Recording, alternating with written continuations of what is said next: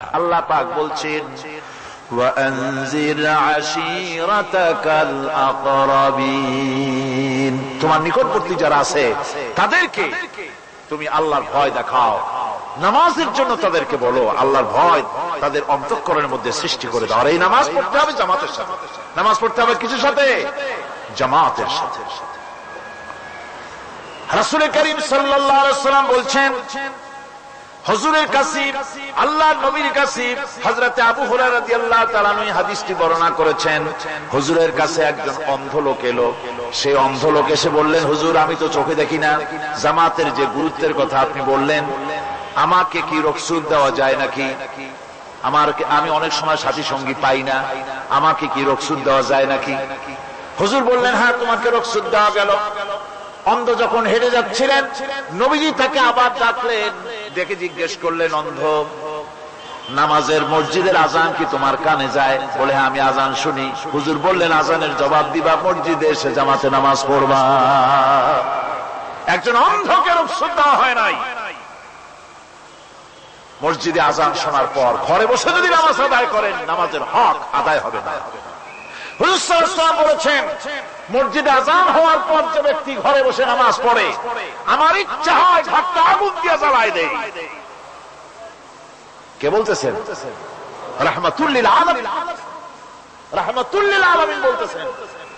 ঘরের মধ্যে যদি মেয়ে লোক আর বাচ্চারা যদি না থাকতো, তাহলে আমার ইচ্ছা হয় আমি বলি আগুন দিয়ে ঘরটারে জ্বালায় দাও। এই ঘরের মহব্বতেই তো সে বাইর হয় না। নামাজের এত বড় গুরুত্ব দেওয়া হয়েছে। আমার বন্ধুগণ, এই নামাজের জামাতি আল্লাহর নবী জীবনের শেষ নামাজ জামাতে আদায় করেছেন। জীবনের শেষ নামাজটাও জামাতে আদায় করলেন। তখন তার এমন অবস্থা, এত অসুস্থ, দাঁড়াতে পারেন না, হাঁটতে পারেন না। দুইজন সাহাবীর কাঁধের উপরে ভর করে তারপরে বহু কষ্ট করে মসজিদে গিয়ে নামাজ আদায় করেছেন। খুতবা দিয়েছেন। বললেন, খুতবা দিতে গিয়ে বললেন, আজ থেকে মসজিদে নববীর চতুর্দিকের সকলের দরজা বন্ধ হয়ে যাবে, শুধু আবু বকরের দরজাটা খোলা থাকবে। আল্লাহ নবী বললেন, আল্লাহ রাব্বুল আলামিন এই পৃথিবীতে তার এক বান্দাকে জাগতিক সব সম্পদ দিতে চেয়েছিলেন, কিন্তু সে বান্দা সব জাগতিক সম্পদকে উপেক্ষা করে মাবুদের সঙ্গে দেখা করা বেশি জরুরি, বেশি পছন্দ মনে করেছেন।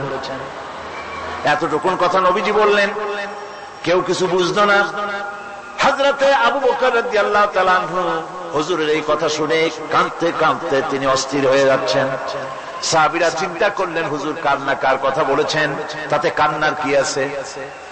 বয়োবৃদ্ধ, জ্ঞান বৃদ্ধ হযরত আবু বকর রাদিয়াল্লাহু তাআলা আনহু বুঝতে পেরেছেন, এই পৃথিবীর সব সম্পদ তো আল্লাহ হুজুরকেই দিতে চেয়েছিলেন।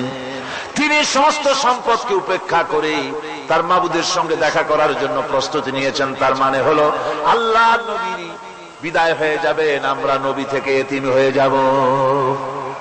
নবীজি ঘরের মধ্যে প্রবেশ করলেন। প্রচন্ড জ্বর এলো। এই প্রচন্ড জ্বর নিয়ে তিনি শুয়ে আছেন, কখনো বেহুশ, কখনো হুশ। এর মধ্যে সারাজান হয়ে গেল। সাহাবীরা বহুক্ষণ অপেক্ষা করে হযরত আবু বকরের ইমামতিতে নামাজ শুরু করলেন। হুজুরের হুশ এলো। প্রশ্ন করলেন, আয়েশা রে, এখন কোন সময়? হযরত আয়েশা বলেন, ইয়া রাসূলুল্লাহ, মসজিদে নববীতে নামাজ শুরু হয়ে গেছে। সাহাবীরা অনেকক্ষণ অপেক্ষা করে আমার বাবার ইমামতিতে নামাজ পড়তেছে সবাই, কিন্তু সাহাবীরা কেঁদে কেঁদে নামাজের মধ্যেই কাঁদতে কাঁদতে অস্থির হয়ে যাচ্ছে। তাদের মনের ধারণা হয়েছে নবীজির পেছনে নামাজ পড়ার কিসমত থেকে তারা মাহরুম হয়ে গেল। নবীজি বলেন, আয়েশা দরজা খুলে দাও আর আমার মাথাটা একটু উঁচু করে ধরো, আমি একটু নামাজের দৃশ্যটা দেখি। দরজা খুলে দেওয়া হলো, নবীজির মাথা উঁচু করে ধরা হলো। নামাজের জামাতের দৃশ্য দেখে নবীজি আবার শুয়ে পড়লেন। হযরত আয়েশা লক্ষ্য করে দেখেন নবীজির দুই চোখের কোণা দিয়া পানি পড়তেছে। মা আয়েশা জিজ্ঞেস করেন, ইয়া রাসূলুল্লাহ, নামাজের দৃশ্য দেখে চোখে কেন পানি এলো?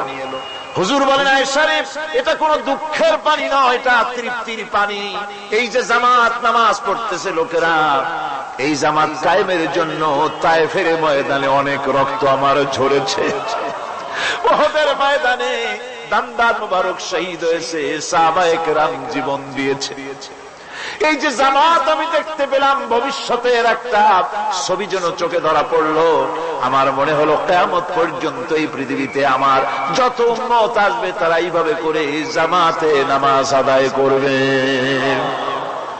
নবীজি মাথার কাছে মালাকুল মউত যখন এসে গেছেন, আমার ভাইরা, এই পৃথিবীতে যত নবীরা এসেছিলেন মৃত্যুর সময় সমস্ত নবীরা শেষ কথা যেটা বলেছেন, হাদিস, সমস্ত নবীরা উম্মতের জন্য মৃত্যুর মুহূর্তে শেষ কথা যেটা বলেছেন সেটা হলো আসসালাত, আসসালাত, নামাজ, নামাজ। আমার নবী যখন বিদায় হয়ে যান, বিদায় মুহূর্তে মেয়ের কথা বললেন না, কলিজার টুকরা নাতির কথা বললেন না, জামাইয়ের কথা বললেন না, স্ত্রীর কথা বললেন না, মৃত্যুর সময় শেষ কথা বললেন আসসালাত, আসসালাত ওয়া মা মালাকাত আইমানুকুম, নামাজ, নামাজ, আমার উম্মতেরা নামাজ, আমার উম্মতেরা নামাজ ছেড়ে দিও না, নামাজ। যেই নবী উম্মতের জন্য এত কাঁদলেন, নামাজের জন্য এত কথা বলে গেলেন, আল্লাহ রাব্বুল আলামিন নামাজের জন্য এত নির্দেশ করলেন, নবীজি ইন্তেকালের সময় নামাজের কথা বলে দিলেন, সেই মুসলমান আজ নামাজ আদায় করে না, নামাজ পড়ে তো নামাজ শুদ্ধ হয় না। হযরতে হুযায়ফা রাদিয়াল্লাহু তাআলা আনহু, তিনি একবার ইয়েমেন সফর করেছিলেন, এক মসজিদে নামাজ পড়লেন, একজনকে তিনি নামাজ পড়তে দেখলেন, নামাজ পড়তে দেখে তিনি অপেক্ষা করলেন, লোকটার নামাজ হয়ে যাওয়ার পর তিনি প্রশ্ন করলেন, আল্লাহর বান্দা, তুমি কতদিন এরকমের নামাজ পড়তেছো? তিনি বললেন, প্রায় 40 বছর তো হবে আমি এরকম নামাজ পড়তেছি। হযরতে হুযায়ফা বলেন, তুমি কি আমারে চেনো? কয়, না, চিনি না।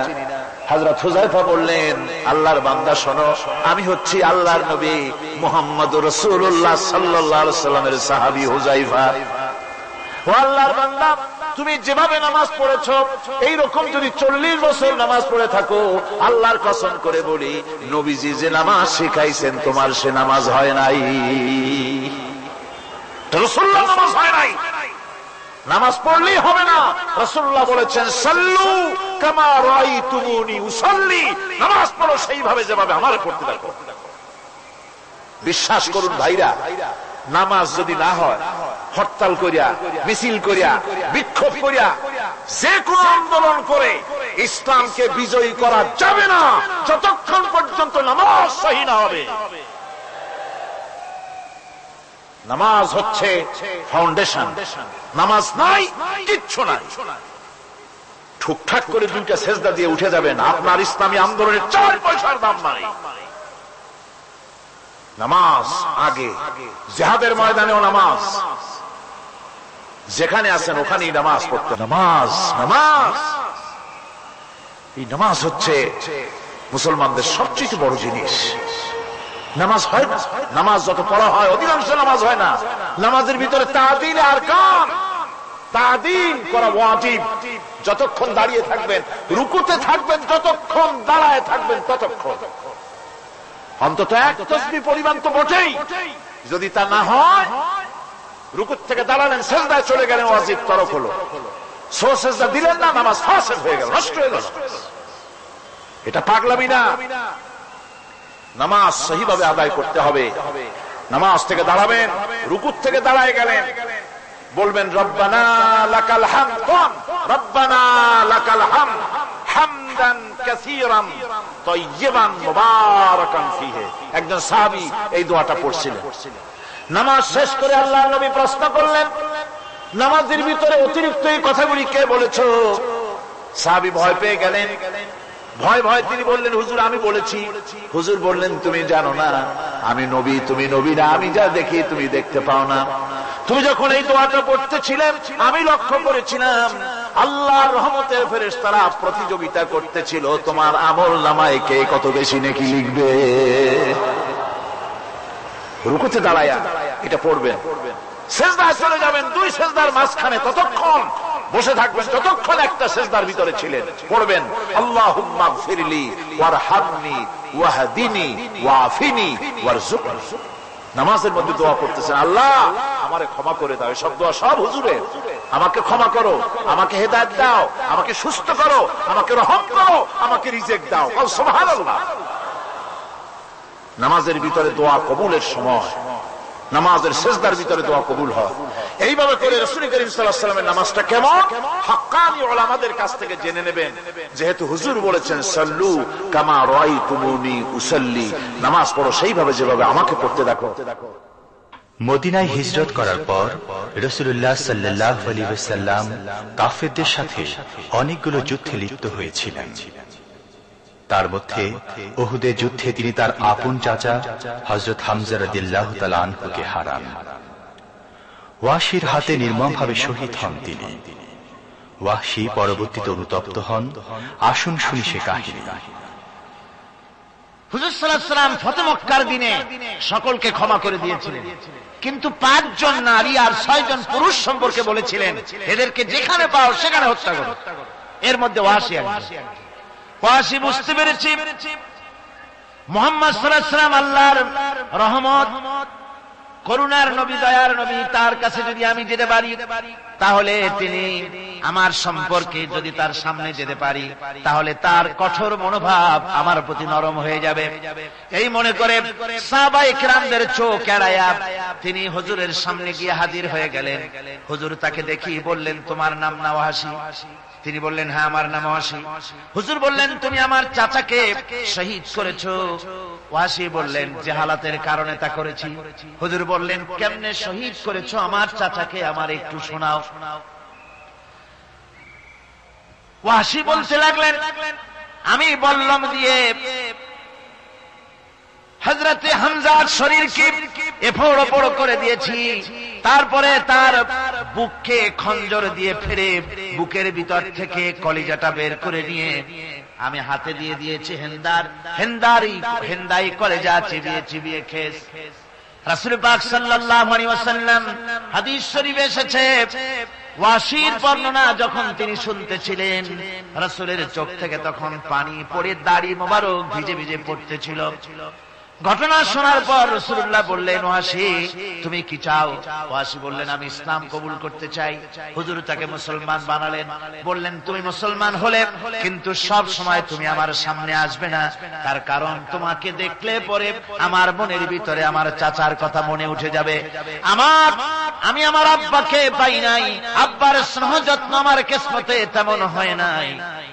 আমার চাচা হামজা আমাকে পিতার মতো করে আমাকে স্নেহ করেছে, তোমাকে দেখলে পরে তার কথা মনে পড়বে, সুতরাং তুমি সবসময় আমার সামনে আসবে না। ওয়াহশী সেদিন শপথ নিয়েছিলেন, রব্বুল আলামিন আমি জাহালাতের কারণে যেই বল্লম দিয়ে ইসলামের একজন শ্রেষ্ঠ সন্তানকে আমি শহীদ করে ফেলেছিলাম, আমি বুঝতে পারি নাই, ওই বল্লমটা আমি হেফাজতে রেখে দিয়েছি। তুমি আমার এই দোয়া মঞ্জুর করো, আমি যেন এই বল্লম দিয়ে এই পৃথিবীর নিকৃষ্ট ইসলামের কোন দুশমনকে যেন আমি শেষ করে দিতে পারি। আল্লাহ পাক দোয়া তার মঞ্জুর করে নিলেন। মুসাইলামা কাযযাবের বিরুদ্ধে হযরত আবু বকর সিদ্দিক রাদিয়াল্লাহু তাআলা আনহু যে বাহিনী পাঠালেন, হযরত ওয়াহশী সেই বাহিনীর মধ্যে ছিলেন। আর তিনি সেই বল্লমটা দিয়ে, যে বল্লম দিয়ে তিনি হযরত হামজাকে শহীদ করেছিলেন, সেই বল্লমটা দিয়েই ইসলামের নিকৃষ্ট শত্রু মুসাইলামা কাযযাবকে দুনিয়া থেকে তিনি বিদায় করে দিলেন। আমার ভাইরা, রাসূল পাক সাল্লাল্লাহু আলাইহি ওয়াসাল্লামের ইন্তেকালের পর এ পর্যন্ত নবুয়তের যারা দাবি করেছে, এক হিসাবে জানা গেছে 28 জন দাবি করা হয়ে গেছে। রাসূল বলেছেন, আমার পরে 30 জন মিথ্যেবাদী নবুয়তের দাবি করবে। কতজন করবে? হয়ে গেছে, বাকি আছে কত? এর মধ্যে গোলাম আহমদ একজন। গোলাম আহমদ দাবি করল যে আমি নবী। তার অনেকগুলি বই কিতাব সে লিখল। বইয়ের মধ্যে এক জায়গায় সে লিখেছে, তার বইয়ে এক জায়গায় লিখেছে যে আমি স্বপ্নে দেখলাম আল্লাহ আমার সামনে উপস্থিত। আল্লাহ আমার সামনে এসেছেন পুরুষের আকৃতিতে। আর আমি তখন স্বপ্নের ভিতরে আমি নিজেকে একজন নারীর মতোই মনে করলাম। স্বপ্নের ভেতরেই আল্লাহ পাক পুরুষ হিসাবে আমাকে ব্যবহার করলেন। আমি স্বপ্নের মধ্যেই গর্ভবতী হলাম এবং স্বপ্নের ভিতরে আমি গোলাম মোহাম্মদ মসিহে রূপান্তরিত হয়ে গেলাম। নাউযুবিল্লাহি মিন যালিক। গোলাম মোহাম্মদ বলছে, আল্লাহ পাক ওহীর মাধ্যমে আমাকে জানিয়েছেন, আল্লাহ আমাকে বলেছেন, গোলাম মোহাম্মদ তুমি হচ্ছ আমার সন্তান তুল্য। নাউযুবিল্লাহি মিন যালিক। এইভাবে অসংখ্য মিথ্যে কথা দিয়ে বইপত্র রচনা করেছে। লোকেরা তার কাছে নবুয়তের প্রমাণ চেয়েছে। আসলে শরীয়তের বিধান হচ্ছে হুজুরের পরে যদি কেউ নবুয়তের দাবি করে তাহলে তাকে সে নবী কিনা এর কোন প্রমাণ তার কাছে চাওয়াও জায়েজ নাই। যেহেতু প্রমাণ চাইতে গেলে বোঝা যায়, সন্দেহ হয় কিছুটা প্রমাণ দিতে পারলে তাহলে সে নবী হবে। কথা বুঝতে পেরেছেন? এই জন্য রাসূলের পরে যদি কেউ নবুয়তের দাবি করে তাহলে তার কাছে নবুয়তের দাবির কোন প্রমাণও চাওয়া যাইবে না। বিনা প্রমাণে রাসূলের পরে নবুয়তের দাবি যেই করবে সে কি হবে? জোরে বলেন কি হবে? কাফের হয়ে যাবে। দুনিয়ার সমস্ত উলামা, সমস্ত মুহাদ্দিস, সমস্ত মুফাসসির, দুনিয়ার সমস্ত মুফতি সব একমত, কোন দ্বিমত নাই, গোলাম মোহাম্মদ কাদিয়ানী কাফের। তার অনুসারীরাও তার জামানায় মাওলানা আতাউল্লাহ শাহ বুখারী রাহমাতুল্লাহ আলাইহি তার সঙ্গে একটা বহস হলো। যেহেতু গোলাম মোহাম্মদ বলেছিল যে আমার এই 40 দিনের মধ্যে কেউ প্রতিবাদ করুক যেগুলি আমার ওহী নয়। হযরতে মাওলানা আতাউল্লাহ শাহ বুখারী রাহমাতুল্লাহ আলাইহি সেই যুগের একজন শ্রেষ্ঠ আলিম, তিনি বললেন আমি তোমার কাছে কোনো প্রমাণ চাই না তুমি নবী কিনা। আমি জানি তুমি মিথ্যাবাদী, তবে তোমাকে বলতে হবে তুমি এই শক্তি কোথায় পেলে। গোলাম মোহাম্মদ বলল কোরআন শরীফেই আছে আমার এই শক্তির উৎস। কোথায়? বলল যে এই যে আয়াতটা আমি আপনাদের সামনে তেলাওয়াত করেছি, ঈসা আলাইহিস সালামের ওই কথাই গোলাম মোহাম্মদ বলল যে হযরত ঈসা আমার সম্পর্কে বলেছেন ইয়াতি মিন বাদ ইসমুহু আহমদ, আমার পরে একজন নবী আসবেন, রাসূল আসবেন, তার নাম হবে আহমদ, আমি সেই আহমদ। মাওলানা আতাউল্লাহ বুখারী বলছেন তোমার নাম তো আহমদ না, তোমার নাম হচ্ছে গোলাম আহমদ। তার অর্থ হলো হযরত ঈসা আলাইহিস সালাম যে আহমদের কথা বলেছেন তুমি সেই আহমদের গোলাম। গোলাম আহমদ বললেন দেখুন আমার নামের প্রথম শব্দ গোলাম, এটা হচ্ছে আমার লকব। আমি আমার নামের লকবটা ছেড়ে দিলাম, বাদ দিয়ে দিলাম, আর ব্যবহার করব না। তাহলে তো আমি আহমদ থাকি, আপনি তো আর আপত্তি করতে পারেন না। মাওলানা বুখারী বললেন নামের প্রথম শব্দ বাদ দেওয়া যদি জায়েজ হয় তাহলে তোমার ফতোয়া দিয়ে আমার নামের প্রথম শব্দ বাদ দিয়ে দিলাম। আমার নাম আতা আল্লাহ, নামের প্রথম শব্দ আতা বাদ দিয়ে দিলাম।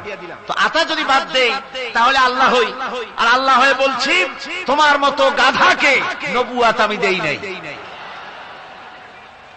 এরপর এই পৃথিবীর নিকৃষ্ট পাপী এই কাফেরের মউত হলো কোথায়? জোরে বলেন এই কাফেরের মউত হলো কোথায়?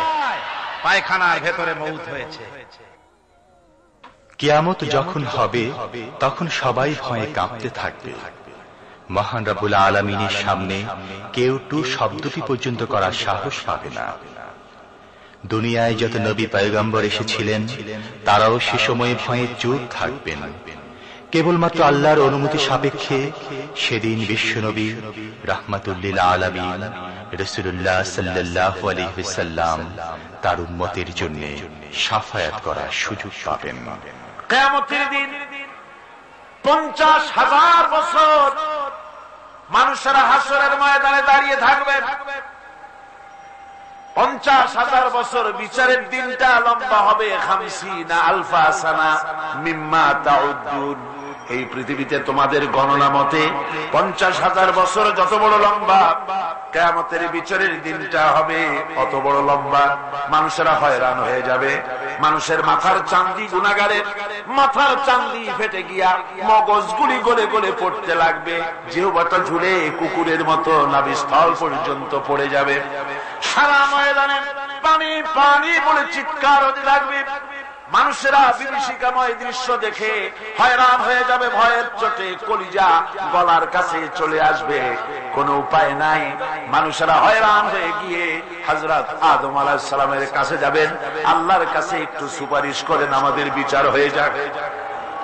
হযরত আদম বলবেন আমার দ্বারা সম্ভব নয়, আমি নিজে আল্লাহর এক হুকুমকে ভঙ্গ করেছিলাম, জানি না আল্লাহ রাব্বুল আলামিন আমার সাথে আজকে কি ব্যবহার করেন। মিয়া সাহেব মাথা খাটা, বুদ্ধি খাটা, চিন্তা করেন আকল দিয়ে, বিবেক দিয়ে। আবাল বাশার আদম আলাইহিস সালাম আল্লাহর দরবারে কথা বলতে সাহস পাবেন না। বলবেন নূহের কাছে যাও, নূহ আলাইহিস সালাম বলবেন আমি পারবো না। ইব্রাহিমের কাছে চলে যাও, ইব্রাহিম আলাইহিস সালাম বলবেন আমিও পারবো না। সকলে এক এক অজুহাত দিবেন। বলবেন যাও মুসা আলাইহিস সালামের কাছে, তিনি বলবেন আমিও পারবো না। যাও ঈসা আলাইহিস সালামের কাছে, হযরত ঈসা বলবেন আমি তো পারবোই না, কারণ গোটা পৃথিবীর শত শত কোটি নাসারা আমারে আল্লাহর ছেলে বলেছে, আমি তো তাদেরকে কথা বলতে পারি নাই, জানি না আজই হাসরের ময়দানে আল্লাহ রাব্বুল আলামিন আমার সাথে কি ব্যবহার করেন। তবে আমি একটা পরামর্শ দিতে পারি, আল্লাহ রাব্বুল আলামিনের দরবারে আজকে কেবল কথা বলতে পারবেন বিশ্ব নবী জনাবে মুহাম্মদুর রাসূলুল্লাহ সাল্লাল্লাহু আলাইহি ওয়াসাল্লাম। হাসরবাসীরা তার কাছে যাবেন, নবীজি মাকামে মাহমুদে আল্লাহর দরবারে সেজদায় পড়ে যাবেন। এই সেজদায় কত কাল চলে যাবে আল্লাহ পাক ভালো জানেন। সেজদায় পড়ে শুধু কাঁদতেই থাকবেন। রব্বুল আলামিন বলবেন হাবিব মাথা উঠান, আপনার দরখাস্ত আমি আল্লাহ রব্বুল আলামিন মঞ্জুর করে নেব। সুবহানাল্লাহ ওয়া বিহামদিহি।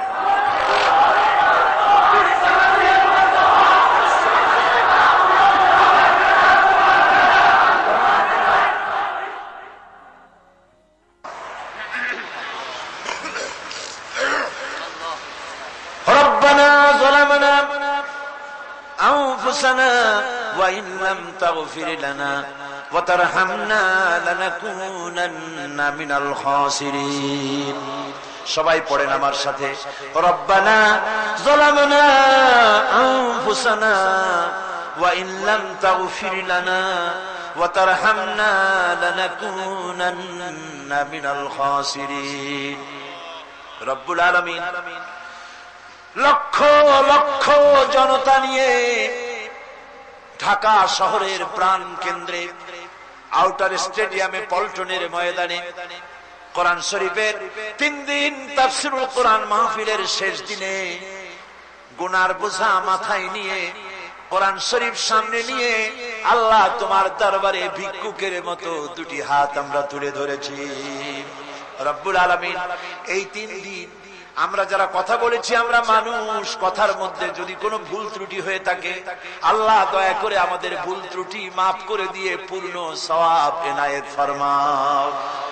রব্বুল আলামিন তুমি দয়া করে এই 3 দিনের মাহফিলে যত সওয়াব দান করবা মেহেরবানি করে তা হাদিয়া স্বরূপ আমাদের বিশ্ব নবী কিয়ামতে আমাদের সুপারিশকারী আমাদের প্রিয় নবী রাহমাতুল লিল আলামিন জনাবে মুহাম্মদ রাসূলুল্লাহ সাল্লাল্লাহু আলাইহি ওয়াসাল্লামের রূহ মুবারকে পৌঁছায়া দাও। রাসূলের সাহাবী, তাবিন, তাবে তাবিন, সিদ্দিকিন, শুহাদা, আম্বিয়া আলাইহিস সালাম, আইম্মায়ে মুজতাহিদিন, সালফে সালিহিন, আকাবেরে দ্বীন, উলামায়ে মুতাকাদ্দিমিন, উলামায়ে মুতাআখিরিন, আসফিয়ায়ে কেরাম, तमाम পৃথিবীর মুমিন মুমিনাত যারা কবরে শুয়ে আছে আল্লাহ সকলের আরোহার পরে সওয়াব পৌঁছায়া দাও। রব্বুল আলামিন আজকের এই মাহফিলে আমরা লক্ষ লক্ষ মানুষ তোমার দরবারে হাত তুলে আমাদের আব্বা জানের কথা মনে পড়ে গেল। আমরা যারা আমাদের বাপ হারাইছি, আমাদের মামুনদের মধ্য থেকে, ভাইদের মধ্য থেকে আমরা যারা বাপ হারাইছি, আল্লাহ তুমি দয়া করে আমাদের বাপজানের কবরটাকে জান্নাতের টুকরা বানাইয়া দিও। আয় আল্লাহ তাআলা আমাদেরকে বড় করার জন্য, মানুষ করার জন্য কত স্বপ্ন দেখতো, কত কষ্ট করতো। ওই বাপজান চলে গেল, আর তো কেউ নাম ধরে ডাকে না, আর তো কেউ মাথায় পিঠে হাত বুলায় না। আল্লাহ বাপ জানজার বিদায় হয়ে গেল, বাবুদ গো কবরটাকে জান্নাতের টুকরা বানায়া দাও। আয় আল্লাহ তাআলা, আমাদের জনম দুঃখিনী মা, একটা অক্ষর মা, আর মনে হয় যেন তামাম পৃথিবীর সমস্ত মধু এই একটা অক্ষরের মধ্যেই তুমি দিয়ে দিয়েছো।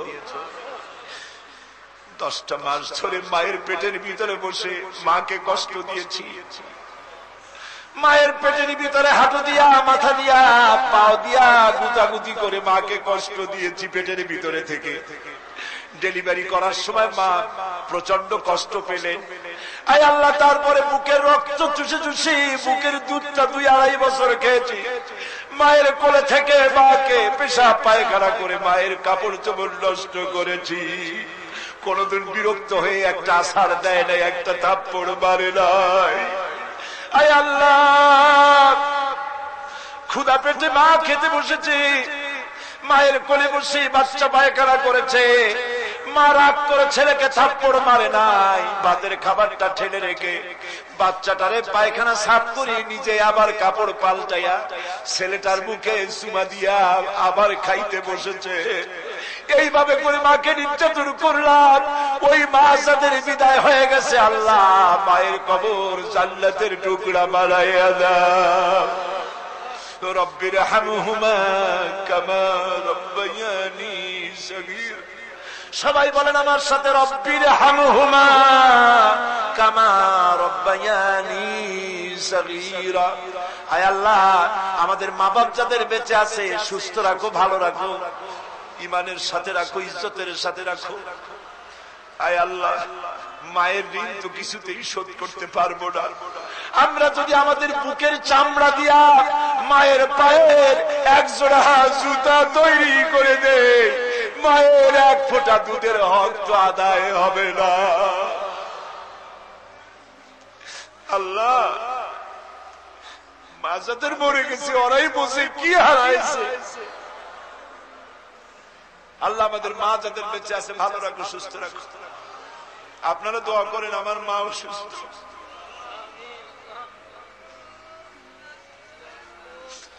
আল্লাহ মাকে সুস্থ করে দাও।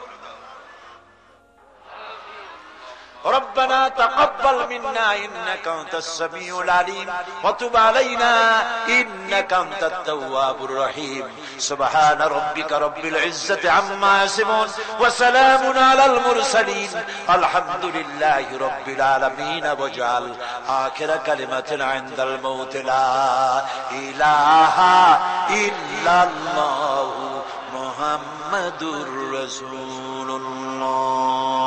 আসসালামু আলাইকুম ওয়া রাহমাতুল্লাহ।